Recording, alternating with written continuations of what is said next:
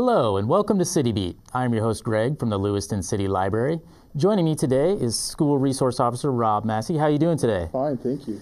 Thank you for being on the show. It's great to have you on here. Perfect. So this time of year we're getting ready to go back to school, so I thought maybe we could talk a little bit about school safety. So what is L.P.D. doing during the first week of school this year? Well, every year we have concentrated patrols around as many schools as we can hit. Usually what will happen is each officer will be assigned schools in his district, and just to be around in the morning and the afternoon, just to basically have a presence and remind parents, hey, school's in session, and remind other people who don't have children in schools. School's in session, slow down, be careful, because we're going to have a lot of school children just running around. So. Oh, absolutely. That's great. And then let's talk about a little bit about police on campus. So you're a school resource officer, and what does that entail? Well, the Lewiston School District contracts with the Lewiston Police Department to provide a police officer specifically for schools. So I'm assigned to Lewiston High School. I also handle Whitman School and McSorley. We have two other school resource officers. Both are stationed at the junior highs, and then they also have certain elementary schools that they're responsible for. So every day, I mean, I go to work, and then I go to school, and I'm on campus every single day that the kids are there. I handle any type of criminal investigations on campus, enforce the laws on campus, but above that is just being there for the kids and for the staff. I'm there all the time. I'm a resource for them, and I just be part of the schools. That's basically what it is. So. Yeah, well, and I like that because, you know, with that title, school resource officer, like you said, you're a resource, not a deterrent, or not necessarily a deterrent, but not like an overshadowing figure. You're there as a resource, as a positive reinforcement of, I'm here to help you with whatever you need. Right. I think that's great. Enforcing the laws is it's a very small percentage of the job. Usually it's just interacting with the kids, interacting with the staff and the parents, and just solving problems. You know, it's just amazing that the criminal portion is, like I said, so small. It's just, I love just solving problems with the kids, trying to work it through the problems with the kids, and just helping them. And that's just the biggest plus of the job. Oh, I bet. That sounds great.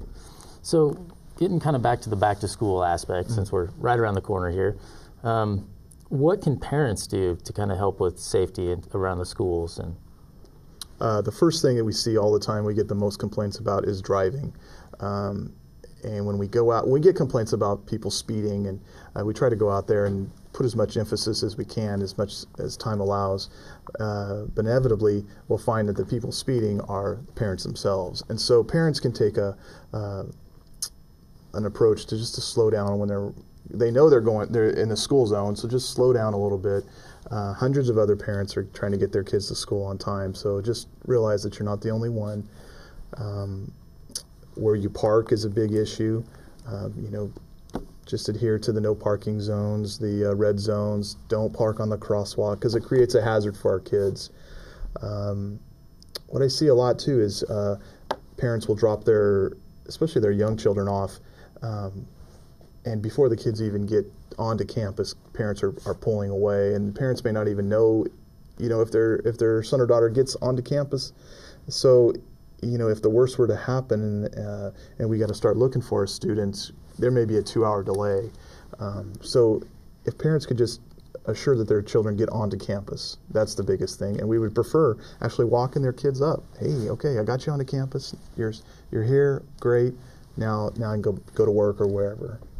Oh, that's good advice. And what about children? What can children do as far as awareness and safety as they're getting back to school, or, you know, especially younger children, like you mentioned?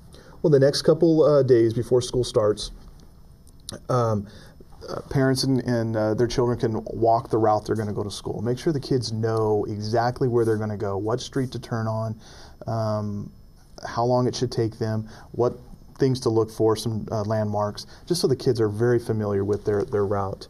Another thing we suggest is for parents to place a laminated card or something with all the emergency phone numbers in their backpack, because kids may get frustrated, or they may just get just flustered if they have to quickly remember a phone number. So if they have it in their backpack, that helps us out a lot. for just the parents, for the kids just to be aware of their surroundings. If parents can just kind of coach them, hey, walk with your head up, look around what's going on, keep your head out of the phone, or just kind of pay attention to what's going on. Also, parents need to go over some of the traffic laws and remind kids, hey, you stop before you walk into the street. Just the basic things. And then for the older grades, parents should remind their kids about their driving. 'Cause that's a big issue. I get a lot of times, especially at the high school, I'll get calls from the community about some of my LHS students maybe not driving as safely as they should be. Yeah, and it's very interesting here, with the way LHS is situated so tightly close to residential areas. I'm sure that can be a big issue. It's an issue every single year, especially the beginning of the year. That's what I deal with a lot. Oh, I bet. So kind of to dovetail off of that, so what are some of the other issues or most common issues you see as a student resource officer or school resource officer? The two biggest things that I see at LHS especially, and sometimes when I was at the junior high, is theft and problems with social media. Those are my two biggest problems that I have. So I encourage students, and I at the beginning of the year we have a general assembly, and I encourage students, lock up your stuff, lock it up, and I cannot stress that enough. There's going to be theft, and that's just the way it's going to be. We just try to limit it. Don't bring a lot of money to school. Don't bring valuable iPods or iPads if you don't need them. And then when you are away from your belongings, make sure they're locked up. You just can't leave that stuff just sitting out. Unfortunately, that's just the way it is. So lock up your stuff. And sometimes parents will call me and concerned that their son or daughter had some stuff stolen in the locker room. And I have to tell them, well, I can go over there right now, and there's 50 backpacks sitting out. So we encourage them, just lock up your stuff. Next is just the social media.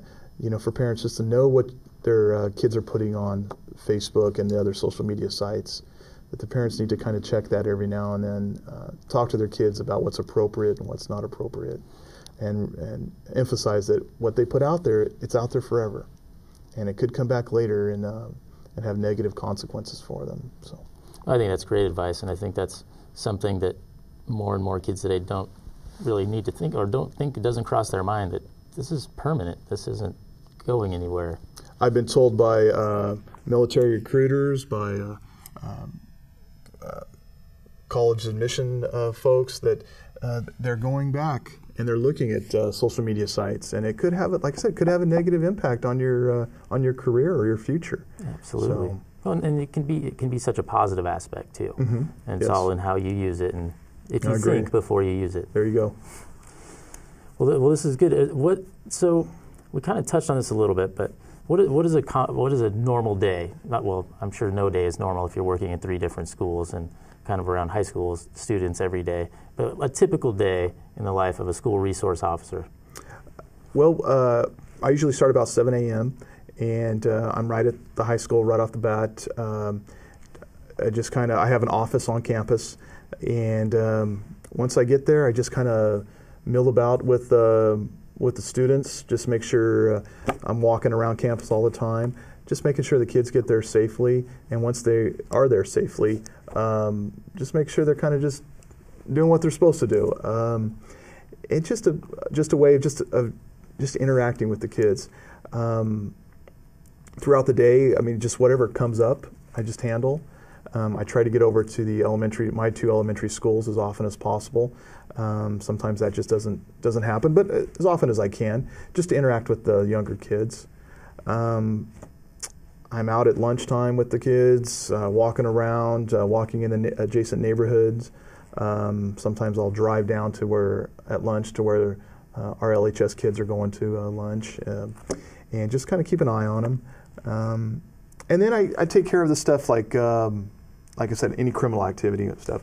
But I field calls from parents or teachers, or I just solve problems. I just solve problems. And then I do the aspect of lockdown drills and kind of the safety issue, which is a huge concern now, huge concern. Absolutely. So I try to solidify that and make sure our kids and our staff and our parents know this is what's going to happen during a lockdown. This is what we're going to do. Because we need to practice that stuff. We practice fire alarms every month. We need to practice lockdowns, and instill in them, this is what we're going to do. Well, that's good. That's good. Well, I think we've kind of covered most of the things we were going to talk about today. Do you have anything else you would like to add? Just that the school resource officers, Dave Goby, he's up at SAC, Brian Birchall's at Jennifer. Parents, if they have any questions, get a hold of us. If they have any concerns, get a hold of us. We're there as a resource for the parents as well. We can pass on information to them. We can tell parents what we hear is going on at school. And a lot of times we will do that. We'll just call parents and say, this is what we hear. We've got nothing other than this. And just as a parent, we thought you would like to know. But for the parents, just feel comfortable. Come in and talk to us. And we're there to help. That's our main goal there. I think that's great advice. Just making sure parents are aware that you are a resource officer and resource for them, not just their child. So I think that's great. Exactly. So. Well, it's been a pleasure speaking with you here today. Thank you so much for coming on the show. Thank you. And well, good luck with some back to school this year. Perfect. And on behalf of my guest, Rob Massey, myself, and everyone else here at City Beat, we hope you have a fantastic day, and we'll see you next time.